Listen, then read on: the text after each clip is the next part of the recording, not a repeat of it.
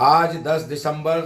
2023 है। विश्व मानव अधिकार दिवस के रूप में आज के दिन को पूरी दुनिया में मनाया जाता है। संयुक्त राष्ट्र संघ की महासभा ने 10 दिसंबर 1948 को एक विश्व मानव अधिकार घोषणा पत्र जारी किया था। इस विश्व मानव अधिकार घोषणा पत्र में उस समय के संयुक्त राष्ट्र महासभा के साधारण सभा के 58 सदस्यों में से 48 सदस्यों ने इसके पक्ष में वोट दिया था और 10 सदस्यों ने इसमें वोटिंग में भाग नहीं लिया था। तभी से पूरे दुनिया के अंदर संयुक्त राष्ट्र महासभा द्वारा जारी किया गया मानव अधिकार घोषणा पत्र एक सार्वभौमिक मानव अधिकारों की घोषणा के रूप में इसको मान्यता मिली हुई है। आज जहाँ जहाँ पूरी दुनिया में लोकतांत्रिक प्रणाली है, लोकतांत्रिक व्यवस्था है, वहाँ वहाँ मानव अधिकारों की इस घोषणा पत्र के अनुसार, मानव अधिकारों के घोषणा के अनुसार उन देशों का शासन चल रहा है। जनप्रतिनिधि चुने जाते हैं, चुनाव होते हैं, लोकतांत्रिक प्रणाली है और कल्याणकारी राज्यों की अवधारणा के रूप में मानव अधिकारों के पालन का दावा सभी लोकतांत्रिक देशों में किया जाता है। आज के संदर्भ में जब हम अपने देश के बारे में विचार करते हैं तो हमारे देश में भी लोकतांत्रिक प्रणाली है और लोकतांत्रिक प्रणाली में स्वतंत्रता और समानता इसके दो महत्वपूर्ण स्तंभ हैं। एक भी पक्ष अगर इसका कमज़ोर है, स्वतंत्रता कमज़ोर है तो समानता नहीं आ सकती और समानता कमज़ोर है तो उसके बगैर स्वतंत्रता अधूरी है। आज के संदर्भ में भारत में जो चुनाव प्रणाली लागू है, आज हम मानव अधिकार दिवस के अवसर पर हमारे देश के जनगण को, हमारे देश के मतदाताओं को, हमारे देश के करोड़ों नागरिकों को यह विचार करने की आवश्यकता है कि क्या वास्तव में हमारे देश की लोकतांत्रिक प्रणाली स्वतंत्रता और समानता के मूलों के अनुसार काम कर रही है। क्या इस देश में हम जिन लोगों को अपना जनप्रतिनिधि चुनते हैं वे गरीब परिवारों से आकर के हम लोगों की सेवा करने वाले जनप्रतिनिधियों के रूप में कार्य कर रहे हैं, या वे धनपति हैं, या वे करोड़पति हैं, या वे इतने पैसे वाले हैं कि उनकी निगाह में आम जनता की और गरीब लोगों की किसी तरह के हितों के बारे में कोई विचार करने की कोई उन्हें आवश्यकता नहीं है। किसी कवि ने कहा है कि तुम्हें नहीं है अधिकारों के पाने का अधिकार,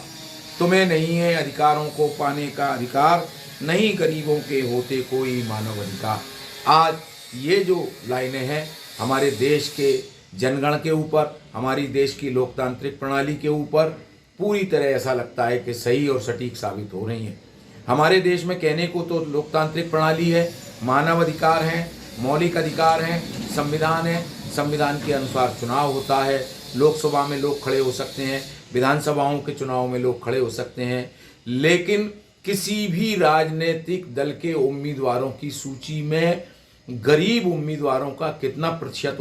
होता है,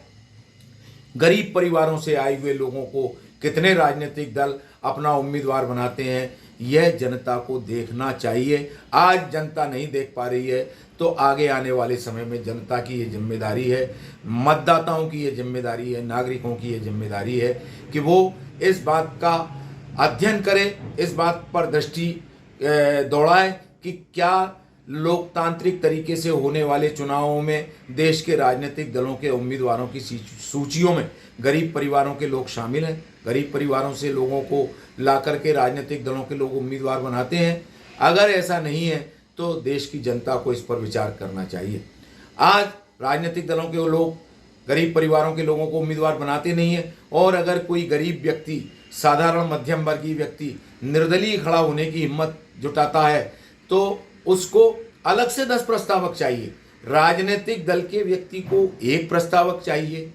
निर्दलीय जो गरीब और मध्यम परिवार का व्यक्ति है, साधारण परिवार का व्यक्ति है, उसके पास साधन नहीं है, उसके पास जनबल नहीं है, उसके पास धनबल नहीं है, उसको अगर चुनाव में खड़ा होना है तो 10 प्रस्तावक लगेंगे। ये कौन सी समानता पर आधारित व्यवस्था है? इस पर भी आज विश्व मानव अधिकार दिवस पर हमारे देश के नागरिकों को, हमारे देश की शासन प्रणाली में बैठे हुए लोगों को, हमारे देश के चुनाव आयोग को विचार करने की आवश्यकता है। मित्रों, आज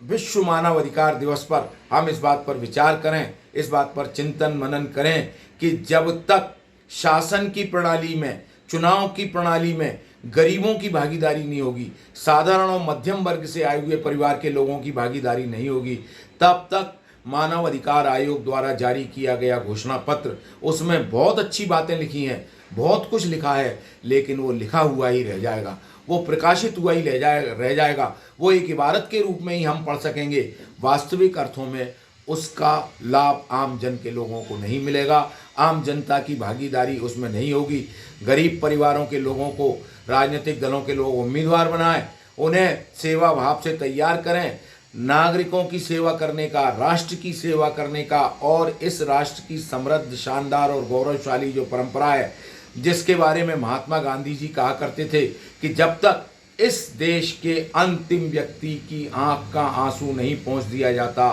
तब तक स्वतंत्रता का लक्ष्य अधूरा रहेगा। स्वतंत्रता संग्राम के जो आदर्श थे, जो उसूल थे, जिनको महात्मा गांधी जी ने स्थापित किया था, सत्य, अहिंसा, सत्याग्रह, इन आधारों की अगर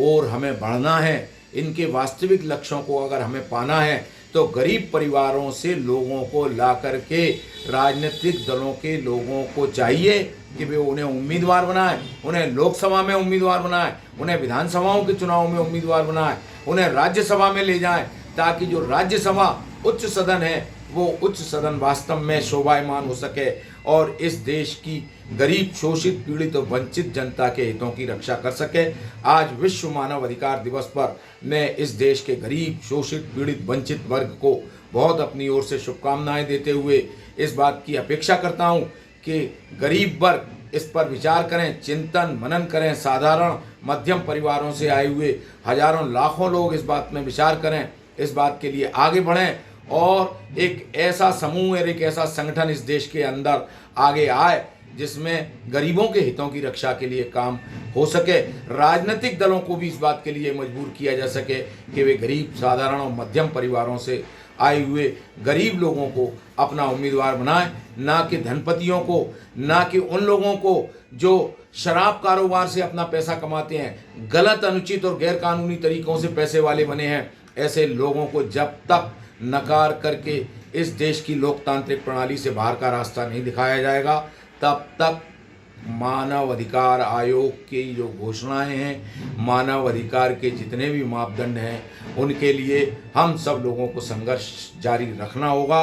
आज हम इस संघर्ष को जारी रखने का संकल्प लेते हैं। इन्हीं शब्दों के साथ एक बार देश के जनमानस को, विश्व की जनता को फिर से बधाई एवं शुभकामनाएं। विश्व मानव अधिकार दिवस जिंदाबाद।